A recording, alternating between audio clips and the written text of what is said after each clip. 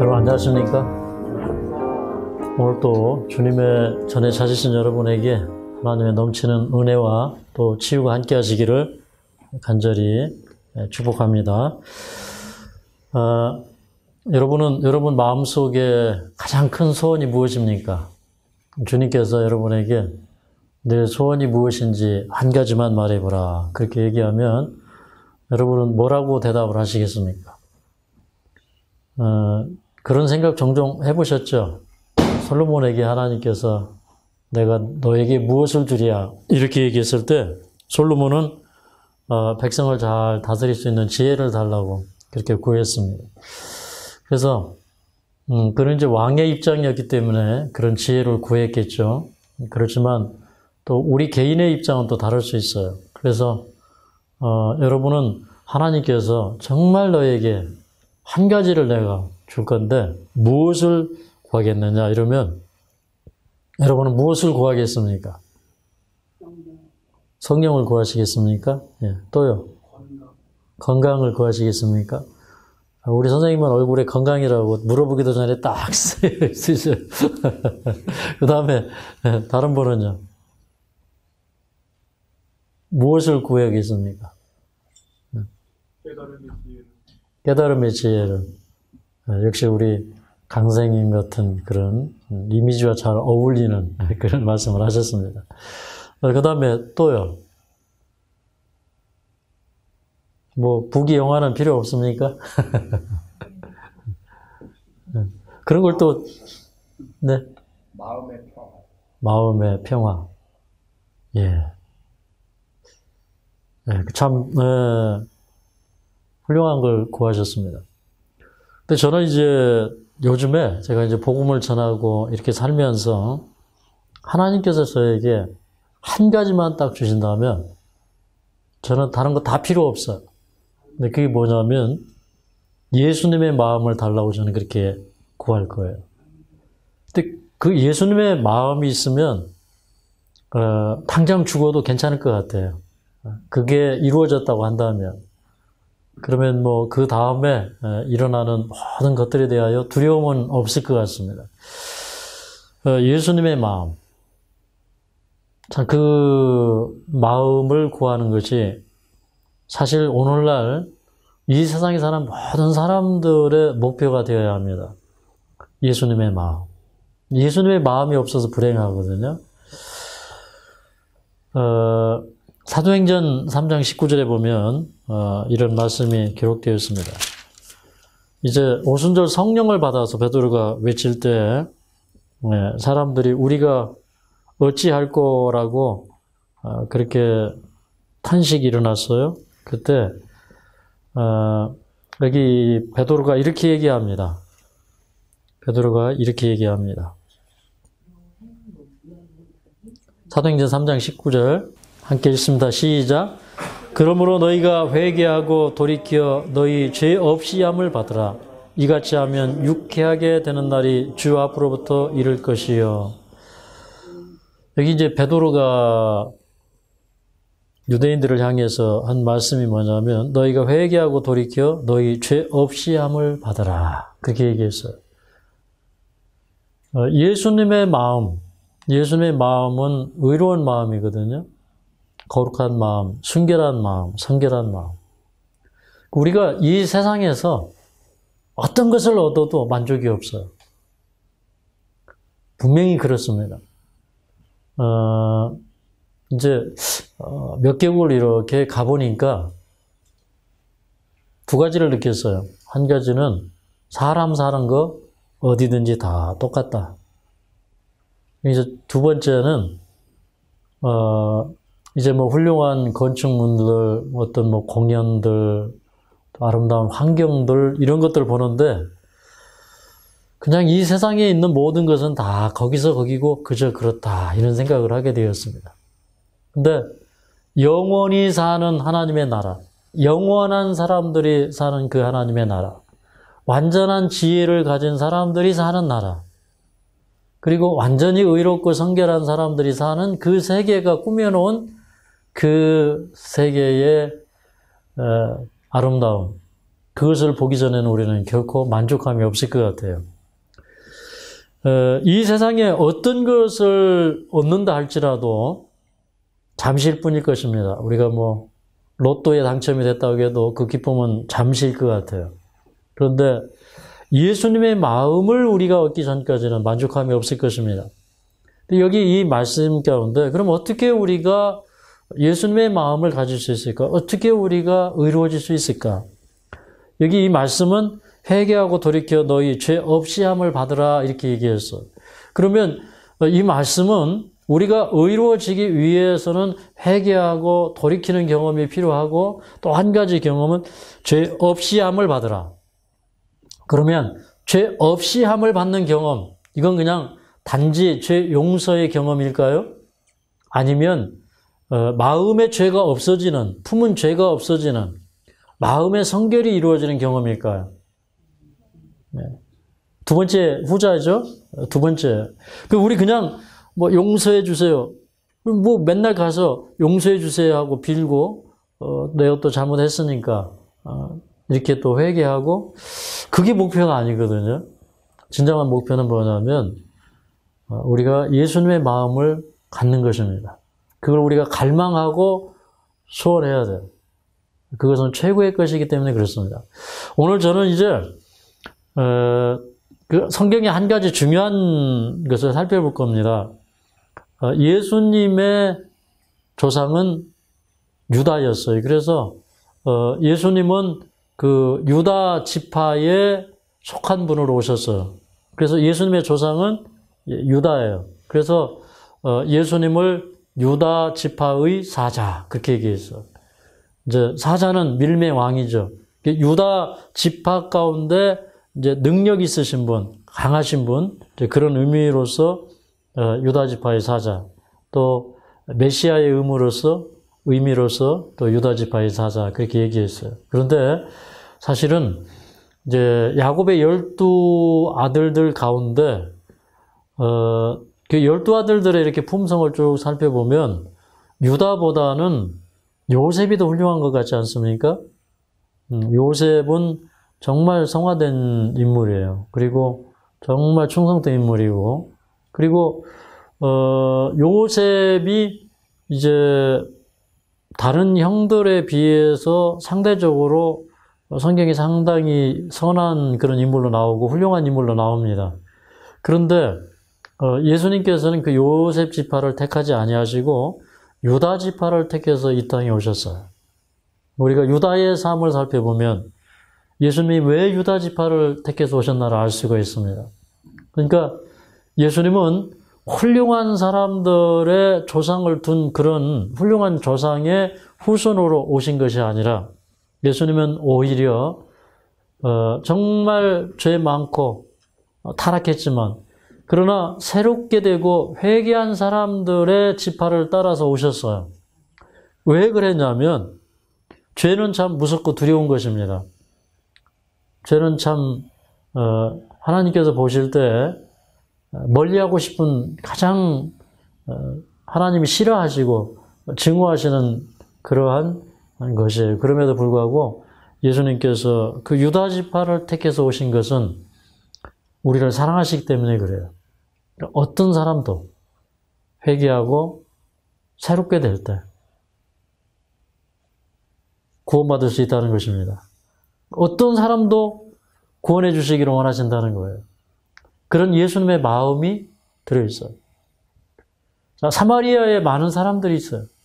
수가의 우물가에 왔던 과거에 남편이 다섯이 있었고 현재도 또 한 남자를 만나서 그런저런 관계를 맺고 사는 그 여자를 예수님께서 선택하시고 그 여자에게 복음을 주십니다.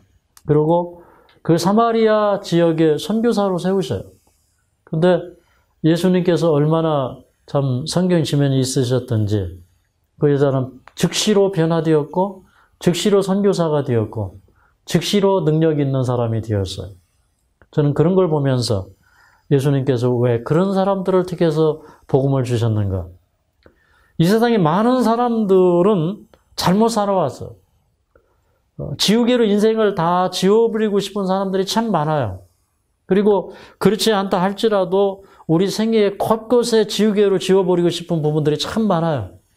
근데 성경은 우리에게 그런 지우개로 지워버리고 싶은 그런 부분들을 그런 우리 믿음의 조상들의 생애를 다 기록하면서 우리에게 말씀하시는 것은 무엇이냐면 이런 사람도 이렇게 영예를 누렸다는 것입니다. 이런 사람도 메시아의 조상이 될 수 있었고 그 얘기는 이런 사람도 메시아의 후손이 될 수 있고 하나님의 나라를 상속받을 수 있다는 거예요. 그래서 성경은 우리에게 용기를 줍니다. 그래서 저는 이 성경을 읽을 때 그런 사람들을 택하시고 그런 계보를 택하셔서 사람 가운데 오신 그 예수님이 우리를 얼마나 사랑하시고 우리를 얼마나 귀하게 여기시는가를 느껴요. 뭐냐면 온 인류를 구원하시고자 하시는 예수님의 마음. 예수님의 마음이 성경에 녹아 있어요. 감사합니까? 네. 우리 창세기 37장으로 가겠습니다. 창세기 37장. 이제 야곱의 가정 이야기가 나와요. 그런데 창세기 37장에 보면 요셉이 야곱의 사랑을 참 많이 받죠. 아버지 야곱의 사랑을 많이 받다 보니까 이제 형들의 질투를 많이 사고, 그래서 이제 나중에는 그 형들이 자기 아우 이 요셉을 죽이고 싶을 만큼 미워해요. 그래서 정말로 아버지의 심부름을 온 그 요셉을 만났을 때 이 도단이라는 곳에서 이제 그 한 구덩이에 요셉을 던져놓죠. 근데 애당초에 형들은 이 요셉을 죽이고 싶었어요. 그래서 요셉을 죽여서 들여서 짐승에게 찢겨서 죽었다 이렇게 죽이고 이렇게 말을 하고 싶은 그런 마음이었어요. 그런데 그런 충동이 일어날 때 이제 맏형이었던 누우벤과 유다가 말리죠.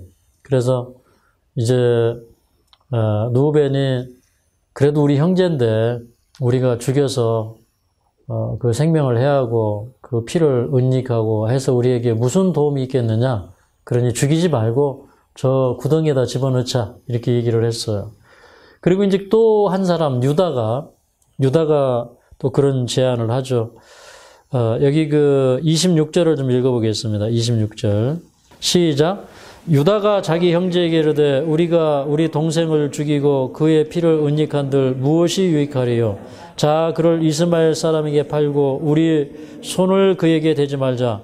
그는 우리의 동생이요 우리의 고륙이니라며 형제들이 청종하였더라. 여기 보니까 이제 많은 형제들이 달려들어서 요셉을 죽이고자 했지만, 그러나 이제 우리 그래도 형제이다. 그러니 죽이지 말자라고 얘기한 사람은 누벤과 유다 이제 두 사람이었어요. 근데 사실은 이제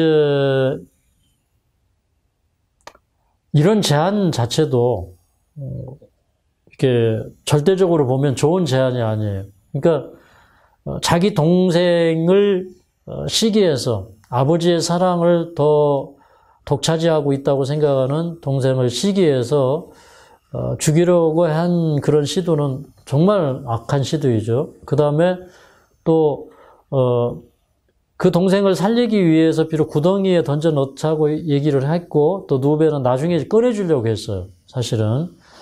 그럼에도 불구하고 사실은 이제 절대적인 선으로 본다면 구덩이에 던져 넣자 그런 제안도 하지 말아야 돼요. 그죠? 그리고 이제 유다 같은 경우도 이제 유다도 자기 동생을 살리기 위해서 그 이스마엘의 그 노예 상인들이 저 애굽으로 내려갈 때 자기 동생을 그 손에 이제 의탁을 해서 팔아버려요. 그런데 그것도 사실은 잘한 겁니까? 잘못한 겁니까? 그것도 사실은 잘못한 거예요.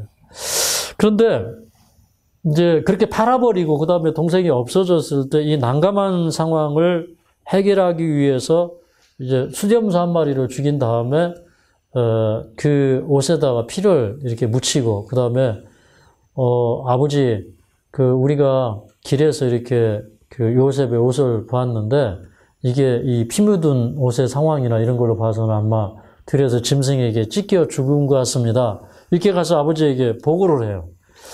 그랬는데 이제 그 다음의 상황을 예측을 못한 거예요.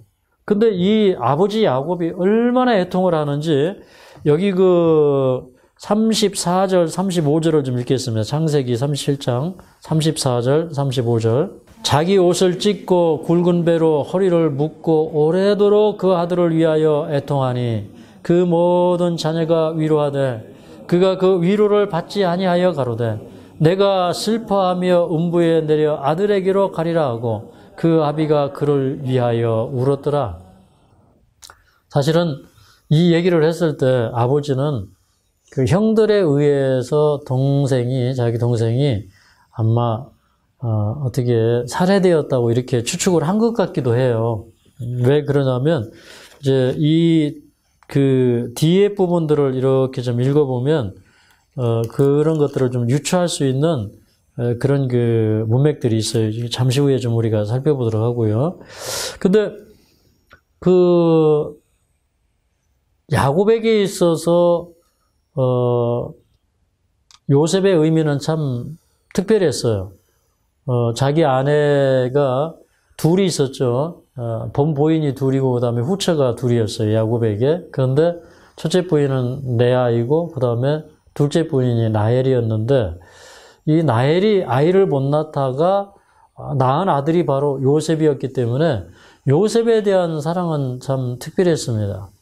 그리고 이제 요셉의 동상 또 베냐민을 낳다가 그 사랑하는 아내가 죽죠. 그래서 이제 이 두 형제에 대한 그 야곱의 사랑, 어떻게 보면 좀 편애한다고 할까요? 그런 정도의 사랑이었죠.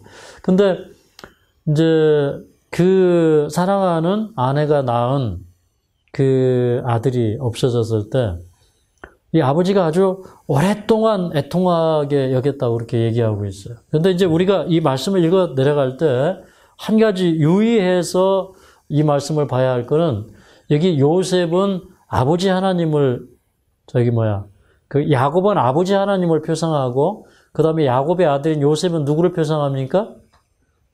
네, 성경을 조금 이해하는 사람들은 이 요셉은 누구를 표상해요?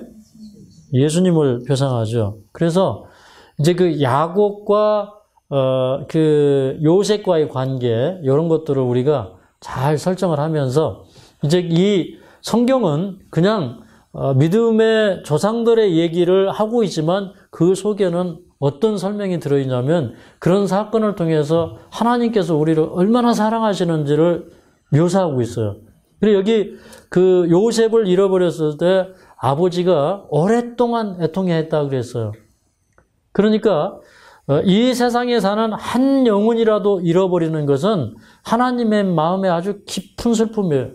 그건 아주 오랫동안 지워지지 않는 그런 슬픔이라는 걸 우리가 이해해야 돼요. 우리가 그렇게 사랑받는 존재예요. 그런데 여기 보면 참 이상한 것은 이 아버지가 너무너무 가슴 아파하고 애통해하니까 이 악한 자식들이 아버지를 어떻게 했다고 그랬어요? 위로했다고 그랬어요. 그러니까 그 아버지가 자식 사랑을 하는 걸 보고 그 시기에서 동생을 죽이려고 모의했던 그들이 아버지를 위로하는 거예요. 말하고 싶었겠죠. 아버지 사실은 죽은 게 아니고 우리가 노예로 팔아버렸습니다. 이렇게 말하고 싶었겠죠. 근데 어쨌든 그건 숨기고 아버지 너무 걱정하지 말라고. 그런데 그게 위로가 안 되는 것입니다. 그런데 이제 이런 상황이 되니까 결국에는 마지막에 이 유다가 자기 동생을 노예 상인들한테 팔자고 이렇게 제안을 했기 때문에 이게 그 손가락이 다 누구한테 오는 거예요? 손가락이. 누구 때문에 그렇다 하는 거예요? 유다 때문에 그렇다 이렇게 된 겁니다. 유다 때문에 그렇다. 그래서 사실은 어떻게 보면 우리 품성 가운데는 굉장히 선한 품성도 있고 악한 품성도 있어요. 그런데 유다의 이제 두 면을 보는 거예요. 두 면을 보는데 한 면은 뭐냐면 그 유다가 아주 형편없고 악한 모습을 봐요. 그리고 한 면은 그 그 아버지의 그 사랑. 그러니까 여기 이제 우리가 창세기 44장을 읽으면 느껴지는 게 뭐냐면 야곱이 이제 그 요셉을 잃어버리고 그 다음에 그 형제들 가운데 시므온은 저 애굽에 지금 그 옥에 갇혀 있고 그 다음에 이제 베냐민도 그 데려가려고 할 때 이 야곱의 입장에서는요 잘못하면 아들 셋을 잃어버리는 거예요. 네. 그랬을 때 그 하나 남은 자기 사랑하는 아내가 낳은 첫 번째 아들은 이렇게 길에서 이제 찢겨 죽였다고 생각을 하고 어떻게 보면 자기 아들들한테 살해되었다고 생각을 하는 거고 그다음에 이제 그 아들이 하나 또 남았는데 그 남은 아들마저도 잃어버린다고 생각을 하니까 이 야곱의 이 마음이 보통 타들어간 게 아니에요. 그러니까 어떻게 보면은요, 정말 우리 참 이런 때 있어요. 우리 그 순종이가 지난 겨울에 아이를 낳았어요. 그런데 강아지들이 그때 몇 마리였습니까? 8마리. 예, 8마리를 낳았는데 나면서 한 2마리 죽었죠. 예, 죽었어요. 근데 얘가 뭘 느꼈는지 나중에 이제 우리가 가서 그 새끼 이렇게 만지려고 그러고 예쁘다고 하려고 그러면 그때는 그냥 완전히 그냥 안면 몰수예요. 막 주인인 제가 가는데도 이 순하던 순종이가 얼마나 그 무서운 모습으로 바뀌는지 제가 이 순종이하고 맞서지를 못하겠더라고요. 이 순종이가 평상시에는 제가 어릴 때부터 이 순종이를 돌봤기 때문에 이 순종이가 그래도 주인은 알아보잖아요. 근데 저는 뭐 그렇게 많은 사랑을 주고 뭐 이렇게 할 시간은 없지만 그래도 순종이는 주인은 알아봐요. 그죠? 여기 그 고양이들도 주인은 알아봐요. 보면 그냥 막 둥글고 막 그래요.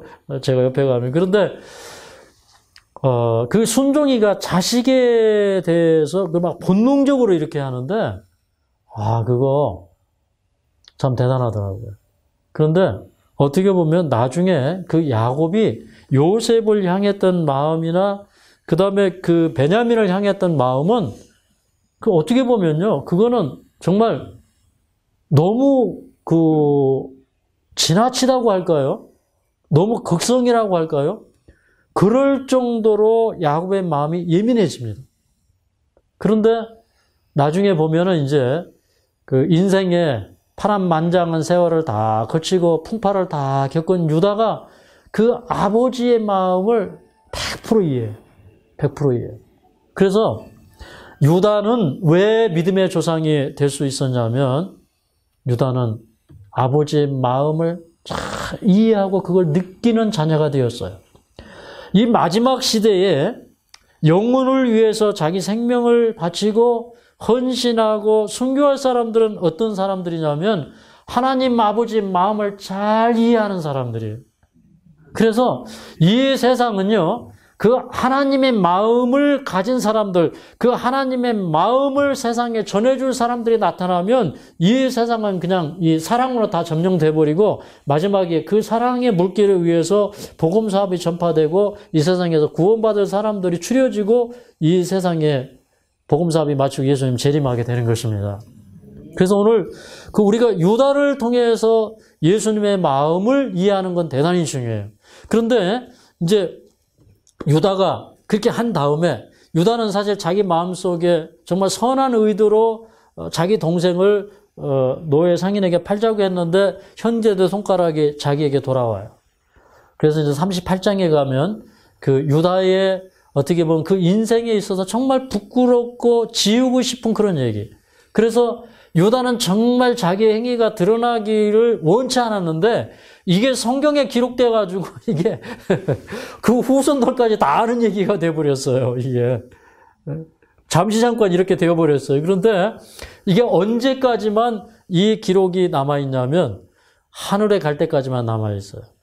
왜 그러냐면 유다의 죄를 주님께서 도말하실 때 유다의 죄를 알고 있는 모든 사람들의 기억 속에서 이 죄를 이 우주에서 그 죄를 하나님께서 다 지워버리실 거예요.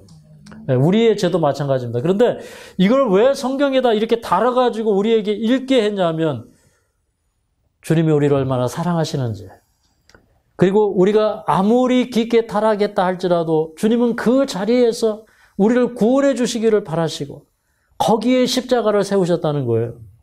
가장 흉악한 그 죄가 있는 그 자리에 주님께서는 십자가를 세우시고 자신이 거기에서 피 흘려서 돌아가심으로 말미암아 그 영혼을 구원하시고자 하셨다는 겁니다. 그런 목적으로 38장이 기록되었는데 여기 보면 이제 제가 좀 읽으면서 설명을 좀 할게요. 여기 이 스토리는 제가 좀 이렇게 세밀한데 이 세밀한 것을 세밀하지만 부연 설명을 많이 안 하고 설명을 드려보겠습니다. 그 후에 유다가 자기 형제에게서 내려가서 아둘람 사람 히라야기로 나아가니라.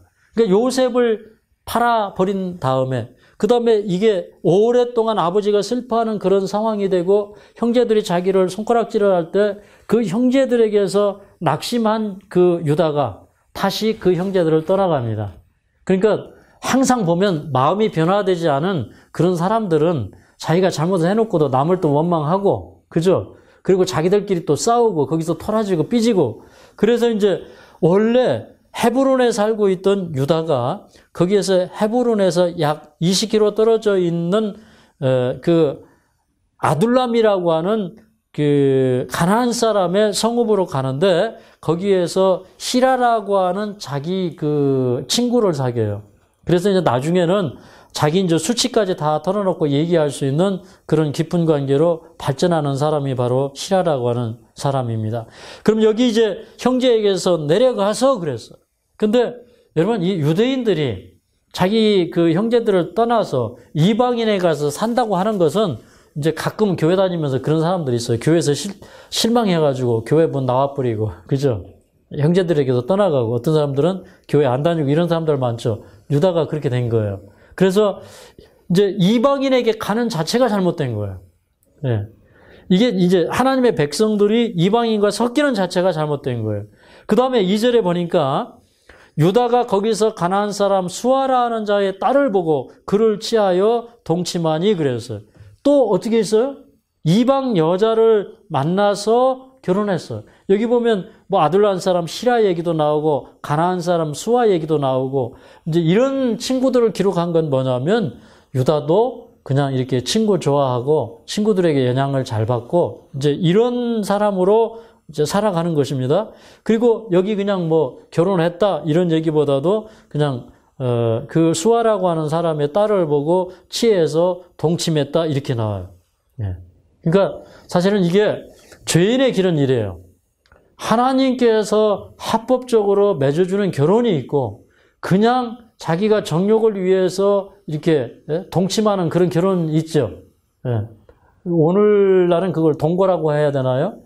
정말 그런 동거 같은 그런 결혼이 있어요. 물론 이게 결혼을 한 거죠. 그런데 하나님이 원하시지 않는 그런 결혼은 어떻게 보면 동거 같은 결혼이에요. 맞습니까? 네. 그 다음에 그러니까 하나님을 떠난 거예요. 사실은 그 형제들을 떠나가서 이방 세계로 갈 때 사실은 이제 그의 마음속에 신앙은 남아있지만 형제들을 떠나고 하나님을 떠나고 그가 그런 인생길을 이제 살아가는 겁니다. 그 다음에 거기에서 그 아내를 취해서 이제 아이를 셋이나 낳았죠. 엘, 장남이죠. 그 다음에 둘째는 오난, 그 다음에 셋째는 셀라를 낳고 살아요. 그런데 이제 그 유다가 장성했을 때에 유다가 그 자기 그 아들 큰아들 엘이 장성했을 때 결혼을 시켜요. 그런데 여기 7절에 뭐라고 기록되었냐면 유다의 장자 엘이 여호와 목전에 악함으로 여호와께서 그를 죽이시니라 그렇게 얘기했어요. 엘이 여호와 목전에 악하였다 이렇게 얘기하고 있어요. 네. 유다의 장남 엘이 여호와의 목전에서 악하였다 이렇게 기록하고 있어요. 그러니까 우리는 여호와 앞에서 선하게 살아야 돼요. 여호와 앞에 의인으로 살아야 됩니다. 근데 여호와 앞에 악하였다고 그렇게 기록하고 있어요. 그러면 이 악하였다고 하는 말이 어떤 의미일 것인가? 자, 이제 옛날에는요, 맏아들이 이제 죽으면, 그 다음에 이제 둘째 아들, 셋째 아들, 이렇게 있으면 이제 계대 결혼이라고 해서 형의 씨를 이렇게 뭐라고 그러죠? 계보를 잇기 위해서 가문을 유지시키기 위해서 이제 형제들이 형제가 죽으면 다른 형제가 형수하고 결혼해서 이제 대를 잇도록 하는 그런 제도가 있어요. 그래서 이것은 이제 계대 결혼 또는 형사취수 이런 이제 말로도 얘기를 하죠. 근데 이런 제도가 있었어요. 그런데 엘이 죽었을 때에 이제 계대 결혼을 위해서 오난이라고 하는 둘째 아들을 형수하고 결혼을 시키는 겁니다. 그래서 이제 여기 9절에 보면 이런 말씀이 기록되어 있어요. 9절에 좀 함께 읽어보겠습니다. 시작. 오난이 그 씨가 자기 것이 되지 않을 줄 알므로 형수에게 들어갔을 때 형에게 아들을 얻게 아니하려고 땅에 설정하며 그랬어요. 이 얘기는 이제 그냥 읽어보면 다 아는 얘기예요. 그런데 하나님께서 뭐라고 하셨냐면 10절에 그 일이 여호와 목전의 악함으로 여호와께서 그도 죽이시니 그렇게 얘기했어요. 그러니까 엘이라고 하는 첫째 아들이 자기 아내가 있음에도 불구하고 이 엘도 가만히 보면 여호와께서 보시기에 악해서 그를 죽였다고 할 정도면 그러면 이 엘이 아주 참 심각한 바람둥이였던 거는 사실이에요. 맞습니까? 그래서 오난이 그렇게 했을 때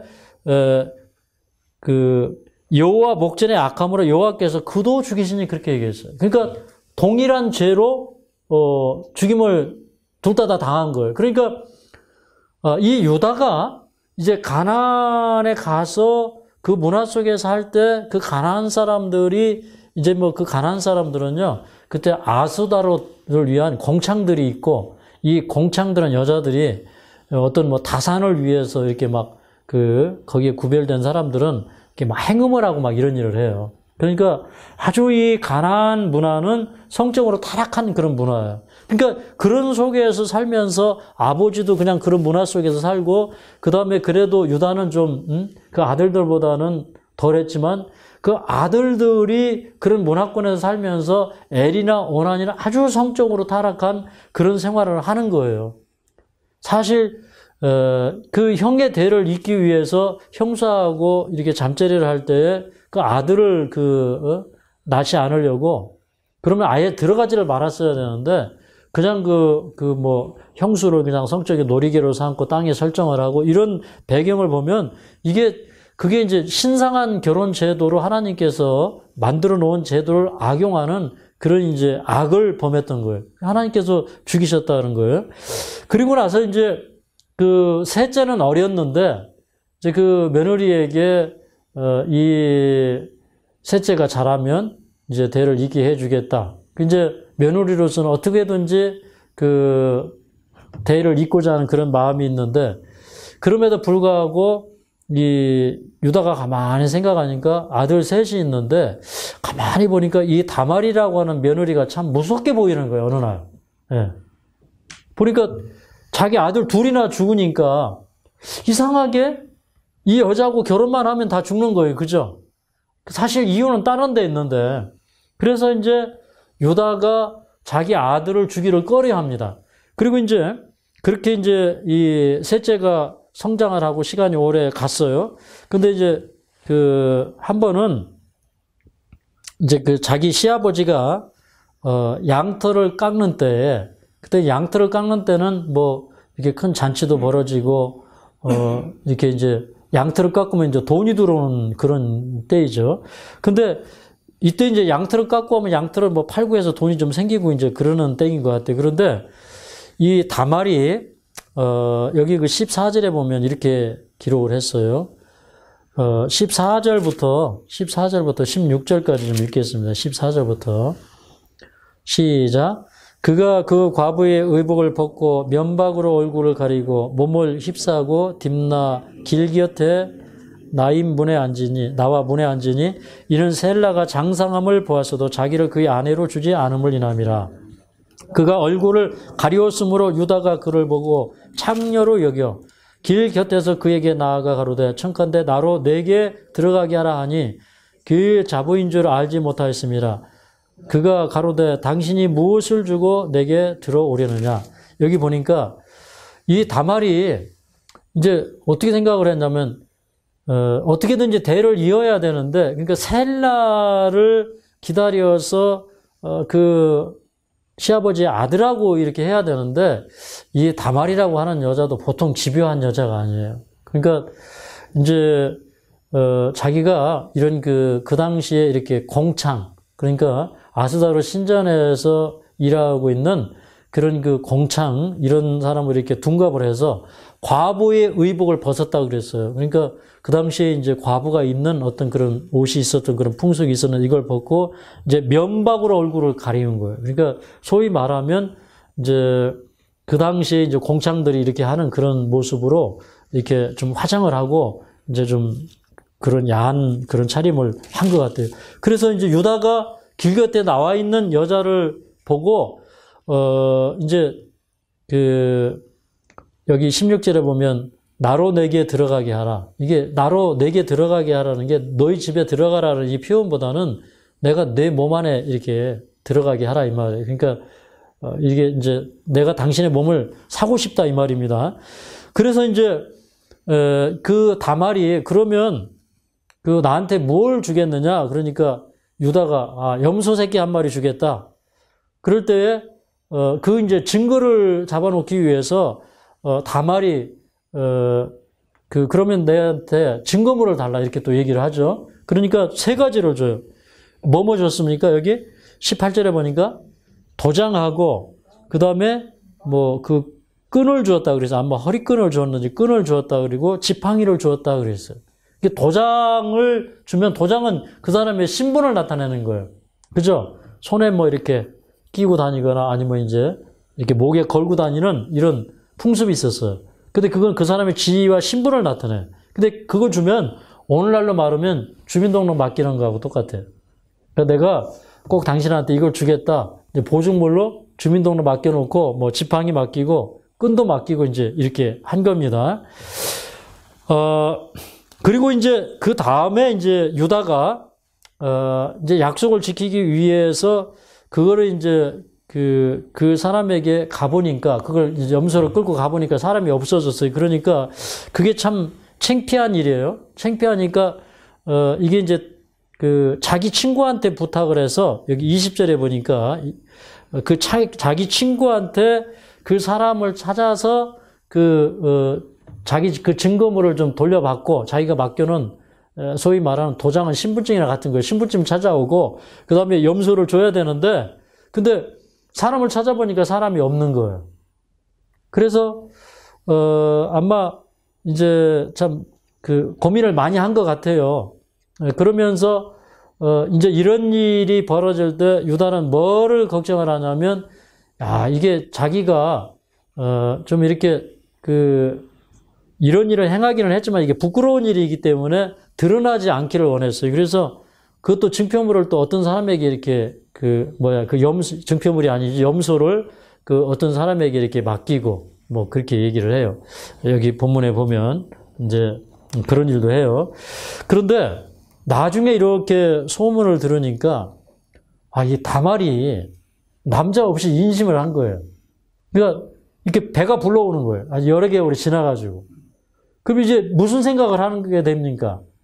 이 남자가 없는 결혼하지 않은 자기 며느리가 배가 불러온다는 건 무슨 증거예요? 바람을 피웠다는 증거예요.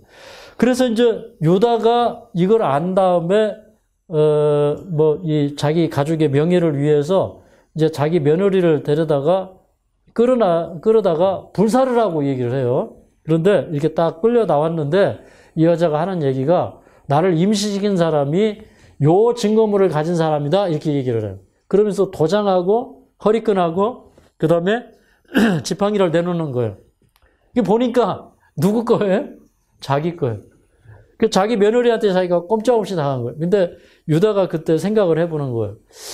야, 이게 참 기가 막힌 일이에요. 그죠? 자기 며느리가 자기를 속이고 그렇게 했다는 거는 참 기가 막힌데. 그런데 생각을 해보니까, 자기가 의당이 자기 셋째 아들을 이 며느리한테 주어서 결혼을 시키고 또 시키고 대를 잇게 하고 이런 과정을 거쳤어야 되는데 이걸 아는 거예요. 그러니까 유다가 기가 막힌 꼴은 당했지만 유다는 그래도 양심 있는 사람이에요. 가만히 생각해 보니까 이게 참 기가 막히고 자기가 잘못했다는 것을 깨달은 겁니다. 그래서 자 26절을 함께 읽어보겠습니다. 26절 시작. 유다가 그것들을 알아보고 가로되 그는 나보다 옳도다. 내가 그를 내 아들 셀라에게 주지 아니하였음이로다 하고 다시는 그를 가까이 하지 아니하였더라. 그렇게 얘기했어. 자기 며느리도 잘못했지만 사실은 더 잘못이 누가 있다는 거예요? 자기가 있다는 거예요. 그래서 이제 그런 사건을 통해서 유다가 정신을 바짝 차리고 다시는 그를 가까이 하지 아니하였더라. 이게 사람의 본성이라는 것은 하룻밤을 자고 나면 그게 어떤 관계이든지 마음이 끌리게 되어 있어요. 그죠? 그런데 그게 이제 사람의 영적인 본성을 떠나서 사람은 동물적인 본성을 갖고 있어요. 그죠? 그래서 유다가 형제들을 떠나서 이렇게 동물적인 본성으로 기울어져서 살다가 참 두 아들 잃어버리고 기가 막힌 그런 그 꼴을 당하고 그 다음에 자기 며느리하고 그런 관계 속에 빠지고 하면서 유다가 무슨 생각을 했을까요? 야, 내가 참 이게 형제들을 떠나고 그러면서 신앙에서 멀어지고 이렇게 살아온 결과가 이게 이 내 삶의 결과구나. 이게 죄의 결과는 이렇게 손실이 크고 쓰라린 것이구나. 그걸 느낀 거예요. 그래서 그는 이 회개했다는 표현이 뭐냐면 다시는 그 죄를 짓지 않은 거예요. 다시는 마음으로도 그를 가까이 하지 않은 거예요. 예.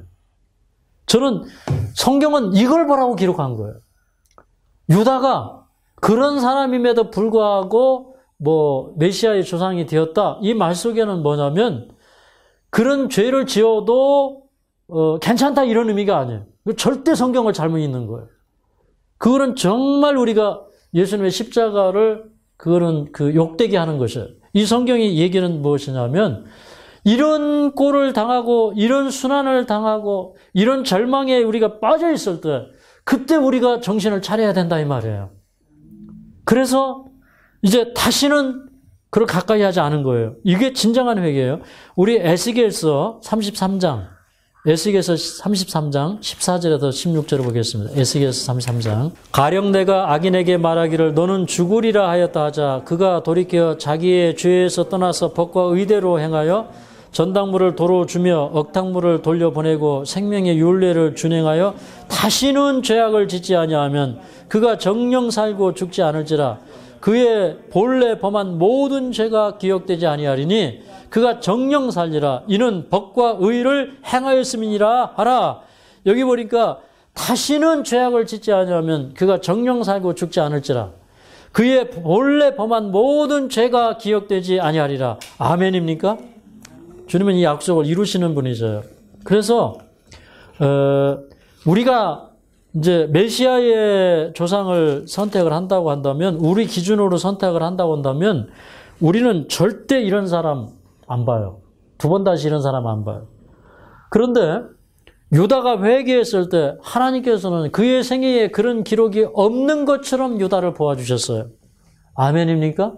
그래서 그렇게 해서 며느리가 아이를 낳았는데 쌍둥이를 낳았어요. 그게 첫째는 베레스이고 둘째는 세라예요. 그런데 이 베레스는 누구의 조상이 또 되어버렸어요? 예수님의 조상이 되어버렸어요. 이 계통에서 이새가 나오고 다윗이 나오고 이 다윗 가게에서 메시아가 나온 거예요. 그래서 저는 이걸 보면서 죄를 범한 것이 문제가 되지 않아. 회개하고 용서받으면 돼. 이게 예수님의 마음이에요. 우리의 본래 범한 죄를 용서해 주셨는데 깨끗하게 용서해 주셔요. 본래 범한 죄를 기억지 아니하셔. 우리는 그걸 믿는 배짱이 있어야 돼요. 네. 옛날에 이제 어떤 분이 침례 받으라니까 침례 받는다고 얘기를 안 해요. 제가 볼 때는 신실하고 회개도 했고 정말 그렇게 미워하던 와이프도 용서를 하고 근데 침례 받으라니까 대답을 안 해요. 나중에 도대체 왜 침례를 안 받으려고 그러냐? 세 번째 방문해서 따졌더니 한다는 얘기가 저 같은 사람도 침례 받아도 되나요? 저 같은 사람도 구원 받아도 되냐 이거예요. 그 얼마나 양심적인 분이에요. 근데 이제 마지막에 이렇게 침례식을 해가는데 막 이상한 소리가 나요. 이분이 막 거의 흐릿게 울고 있어요. 자기가 정말 구원받고 자기 같은 사람이 용서받고 이 영광을 누리는 게 너무 감사해서 꺼이꺼이 울던 그분이 생각이 납니다. 근데 이 유다가 얼마나 변화가 되었냐면 우리 이 스토리를 다 얘기하려면 안 되니까 중간 부분 생략하는 부분도 여러분이 오늘 저녁에 다 읽으시기 바랍니다. 그 나중에 이제 세월이 흘러서 유다가 이후로부터는 다시 이제 그 형제들에게로 돌아가고 그런 그 형제들에게 돌아갔을 뿐만 아니라 정말 그 형제들을 사랑하고 그 다음에 그 아버지를 위하여 유다는 정말 새 사람으로 새롭게 거듭나요. 그래서 이제 가나안 땅에 흉년이 와서 그 애굽으로 양식을 사러 가죠. 그런데 그때 하나님의 섭리로 요셉은 애굽의 총리가 되어 있어. 그래서 양식을 사러 가려면 누구에게 가야 되는 거예요? 자기네가 팔아버렸던 미워하던 요셉에게 가서 이제 양식을 사야 되는 거예요. 근데 양식을 사러 왔는데 요셉이 보니까 자기 형들이 왔어요. 참 이게 기가 막힌 섭리라고 느끼지 않았겠습니까? 그래서 이제 첫 번째 왔을 때는 아버지가 살아 계시냐, 너희 아버지가 누구냐, 뭐 이런 거 물어보고, 그 다음에 너희 형제가 또 누가 있느냐 해가지고, 자기 동생 베냐민을 혹시 해치지 않았나 굉장히 걱정되어서 물어보고, 그 다음에, 또 이렇게 그 형제들을 며칠을, 3일을 결박을 했다가 시몬을 가두고 이제 풀어주고 하면서, 그 양식을 보낼 때 거기다가 이제 돈도 보내주고, 그러면서 이제 당신네들이 정탐꾼 같은데, 다음에 올 때 막내 동생을 데리고 와라. 베냐민을 데리고 와라. 베냐민을 데려오지 않으면 내 얼굴을 보지 못할 것이다. 그러니까 이제 꼼짝없이 베냐민을 데리고 와야 돼요. 또 시므온도 와서 데리고 가야 되고 또 이 베냐민도 이제 데리고 와야 또 양식을 살 수 있고 이제 그런 거예요. 근데 가나안 땅에 계속 흉년이 와서 하나님께서는 양식을 살아가게 이제 만드시는 거예요. 그리고 이제 두 번째 양식을 살아갈 때 고민이 생겼어요. 야곱이 가만히 생각을 해보니까 참 이 아들들을 믿을 수가 없어요. 그래서 이 아버지 생각에는 아무래도 이 시기하던 형들이 요셉을 없앤 것 같고, 그 다음에 시므온도 없어졌고, 그 다음에 베냐민까지 데려가서 이제 베냐민도 안 데려오고 이러면은 이제 아버지 입장에서는 큰일 나는 거예요. 그러니까 이제 아버지가, 정말 이제 너희가 이번에 이 베냐민을 데려오지 않으면 나는 죽는다. 이렇게 얘기를 하는 겁니다. 그래서 이제, 베냐민을 데리고 가기 위해서 유다가 아버지를 다 설득할 때 이런 얘기를 해요. 우리 창세기 43장을 읽어보겠습니다. 창세기 43장. 내가 그의 몸을 담보하오리니 아버지께서 내 손에 그를 물으소서. 내가 만일 그를 아버지께 데려다가 아버지 앞에 두지 아니하면 내가 영원히 죄를 지리이다. 여기 보니까 이 앞장에 이 맏아들 누베는 만약에 이 베냐민 제가 데려오지 않으면 나의 두 아들을 죽이십시오 이렇게 얘기해요. 뭔가 누베는 아직도 거칠고 변화되지 않았어요. 그리고 왜 자기 두 아들을 죽입니까? 그죠? 뭔가 좀, 누베는 아직도 변화되지 않았어요. 그런데, 유다는 뭐라고 그러냐면, 내 몸을 담보하겠다는 거예요. 자기 이제 자식들도 둘이나 있잖아요. 그 이후에 또 낳는지 모르지만. 근데, 내가 베냐민을 데려오지 아니하면 내가 아버지 앞에 영원히 죄를 지을 거니까 내가 꼭 데려오겠다. 그리고 나를 담보하라는 거예요. 그래서 이 유다는 예수님의 표상인데 그 형제들을 위해서 자기 몸을 희생해서라도 자기 몸을 담보해서라도 구원하시고자 하시는 예수님을 표상해요. 이런 정신 때문에 유다가 메시아의 조상이 되는 겁니다. 그 다음에 이제 양식을 사러 왔는데 그 양식을 그 형제들에게 주어서 보내면서 거기에다가 은잔을 숨겼죠. 은잔을 숨겼는데, 이제 돌아가는데 뒤쫓아가가지고, 우리 주인이 점치는 은잔이 없어졌는데, 아무래도 너희가 훔쳐간 것 같다. 이러니까 이 형제들이, 만약에 우리는 절대 그런 사람들이 아닌데, 만약에, 우리가 누구 중에 하나라도 그게 발견이 되면, 우리가, 당신의 종이 되겠다. 이렇게 이제 얘기를 해요. 근데 그게 딱 누구한테 발견되었어요? 베냐민에게 발견이 되었어요. 그래서 이제, 꼼짝없이 베냐민은 붙들리게 되고 형들이 이제 가게 되었어요. 이게 발견된 사람만 종이 되고 나머지는 가라는 것입니다. 그러니까 이제 유다가 참 고민이 생겼어요. 유다가, 요셉 앞에 제가 이제 한 말씀 좀 드려도 되겠습니까? 그렇게 해가지고 한 말씀 드린다고 하면서 사실 이제 쫙 자기 아버지에 대한 얘기를 하는 겁니다. 그런데, 여기 이제 이렇게 얘기를 해요. 자, 20절부터, 44장 20절부터 34절까지 있는 얘기인데, 여기 이제 이런 얘기가 쭉 전개가 됩니다. 이 부분은 이제 사실은 자세하게 설명을 해야 되는데, 시간이 많이 갔어요. 그래서 한번 쭉 읽어보면서 제가 꼭 필요한 부분만 집어서 설명을 드리겠습니다. 20절부터 함께 읽겠습니다. 시작. 우리가 내 주께 고하되 우리에게 아비가 있으니 노인이요 또 그 노년에 얻은 아들이 소년이 있으니 그의 형은 죽고 그 어미에 끼친 것은 그뿐이므로 그 아비가 그를 사랑하였더이다 하였더니 주께서 또 종들에게 이르시되 그를 내게로 데리고 내려와서 나로 그로 목도하게 하라 하시기로 우리가 내 주께 말씀하시기를 그 아이는 아비를 떠나지 못할지니 떠나면 아비가 죽겠나이다. 주께서 또 주의 종들에게 말씀하시되 너희 말째 아우가 너희와 함께 내려오지 아니하면 너희가 다시 내 얼굴을 보지 못하리라 하시기로. 이제 그런 이제 사연을 쭉 설명하면서 이 아들을 데려가지 않으면 안 된다는 거예요. 근데 이제 우리 아버지가 이렇게 얘기했다는 거예요. 우리 아버지가 이제 이렇게 얘기를 했는데 그 아버지가 뭐라고 얘기를 하냐면 자, 27절부터 있는 얘기입니다. 27절부터 시작. 주의 종 우리 아비가 우리에게 이르되 너희도 알거니와 내 아내가 내게 두 아들을 낳았으나 하나는 내게서 나간 거로 내가 말하기를 정령 찢겨 죽었다 하고 내가 지금까지 그를 보지 못하거늘 너희가 이도 내게서 취하여 가리한즉 만일 재해가 그 몸에 미치면 나의 흰 머리로 슬피 음부로 내려가게 하리라 하니 여기 이제 29절에 너희가 이도 내게서 취하여 가리한즉 이렇게 얘기하는 걸 보면 첫 번째 사건도 이 형들이 공부했다는 사실을 요셉은 알고 있었다는 거예요. 그런데 이제 둘째를 데리고 가서 안 데려올까봐 요셉이 그 야곱이 얼마나 그 아버지가 마음이 탔는지를 이해할 수 있죠. 그 자식을 향한 그 부모의 그 마음이 얼마나 타들어갔겠어요.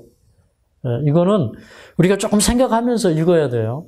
이거 뭐 정말 애절한 사연을 얘기하는 거예요, 지금. 그리고 이제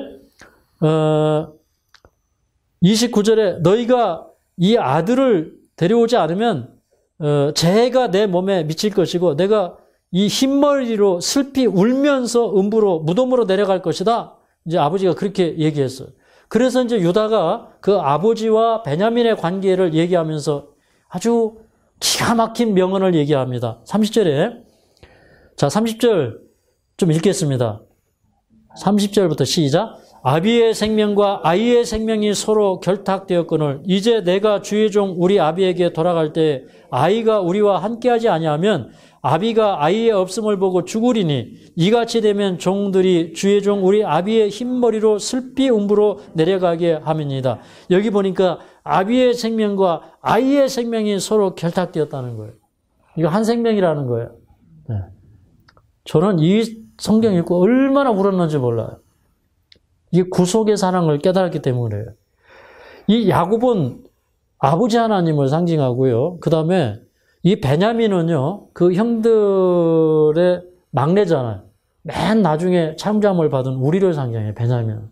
베냐민은 이유 없이 사랑받아요. 네. 그 요셉의 사랑을 받고, 아버지의 사랑을 받고요. 그 형들에게 식물을 나눠줄 때도 그 베냐민에는 뭐 5배를 줬나요?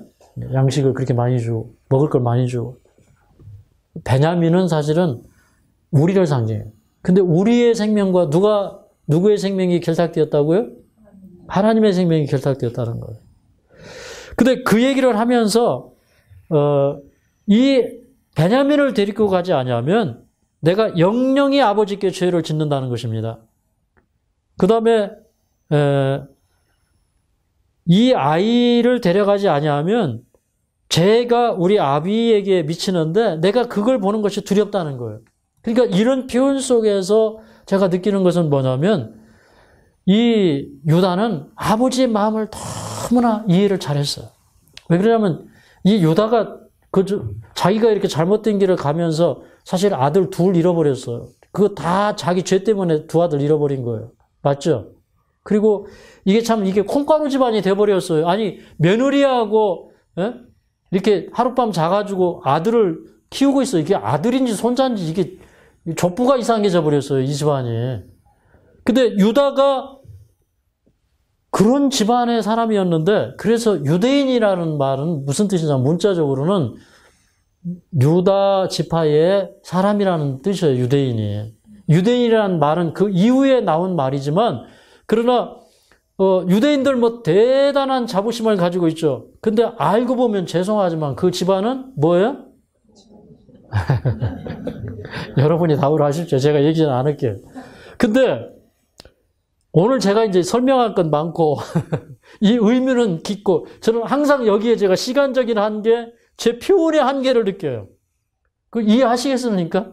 근데 이 의미가 얼마나 깊은 의미예요, 이게. 이 구속의 이야기가. 나중에 야곱이 그 요셉을 만나가지고 고개를 어긋막 한참 우는 그런 장면이 나오는데 저도 막 눈물 뚝뚝뚝 흘리면서 그 현장 속에서 그 요셉과 그 야곱이 만나는 장면을 보는 거예요. 근데 이런 장면이 나중에 우리가 하늘나라 가면 우리가 예수님 부둥켜 안고 그렇게 울 거예요. 이 구속의 이야기는 보통 얘기가 아니에요. 그래서 서두에 제가 그런 말씀 드렸죠. 가장 큰 축복은 아버지의 마음을 이해하는 거예요. 여러분, 저는 여러분이 이렇게 여기 오셔서 이렇게 치유를 이제 받으시잖아요. 뭐 치료가 아니고 자연에 주는 치유. 그 다음에 하나님께서 주시는 치유. 그런 거 받으시는데 내가 과일식을 하면 몸이 좋아질까 어쩔까 막 이렇게 하는 분들은 이게 치유가 안 돼요. 하나님이 나를 사랑하시고 이 과정을 통해서 나를 회복시킬 것이다 이렇게 믿으시기 바랍니다. 과일은 보니까 에너지 전환율이 90%예요. 다른 거는 우리가 먹어도 한 30% 소화시키기도 힘들어요. 그러니까 과일은 3배로 에너지를 흡수해요. 그러니까 과일은 한 덩어리를 먹지만 다른 음식을 3덩어리 먹은 것만큼 우리 영양을 흡수해요. 이거는 치유가 되게 돼 있는 거예요. 어쨌든 하나님의 말씀, 근데 이 하나님의 말씀은 치유제가 있어요. 우리 마음을 바꾸면 치유가 돼요. 뭐 될까 안 될까 이런 거 필요 없어요. 그냥 오늘 예수님의 마음이 우리 속에 쏙 들어오면 끝나요. 그냥 내일에 대한 두려움이 사라져요. 그 사랑이 우리를 견고하게 붙잡아 줄 거예요. 그러니까 베드로가 바울과 실라, 그 다음에 베드로가 그 사형 전날 감방에 갇혀 있었잖아요. 그죠?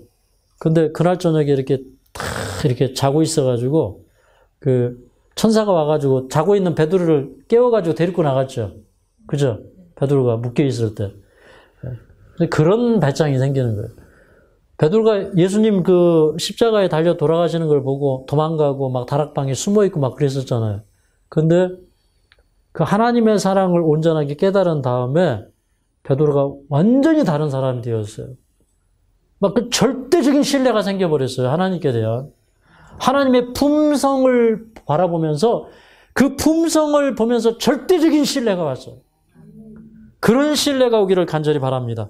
우리 찬송하고 마치겠습니다. 88장입니다.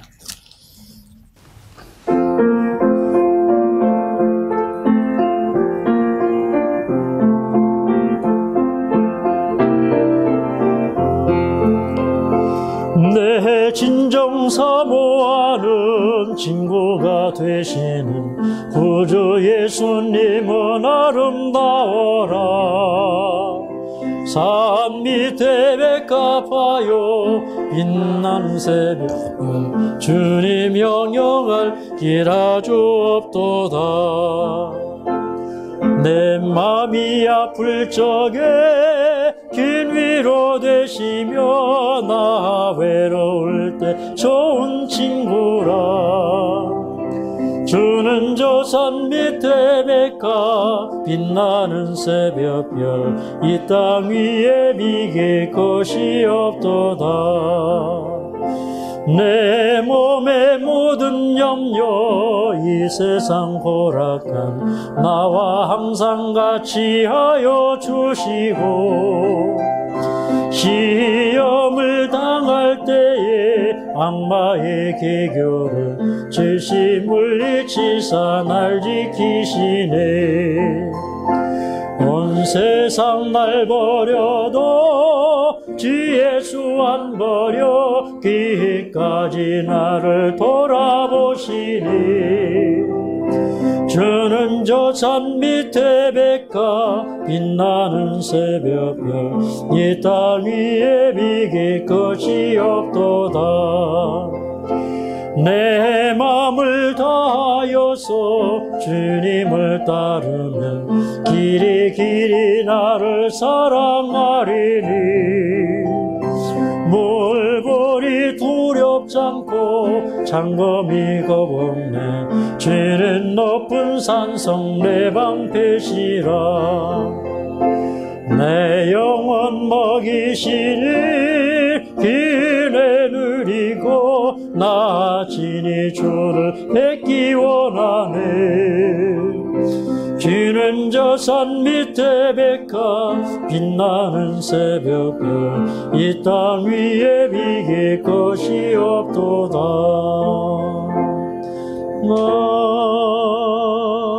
아멘.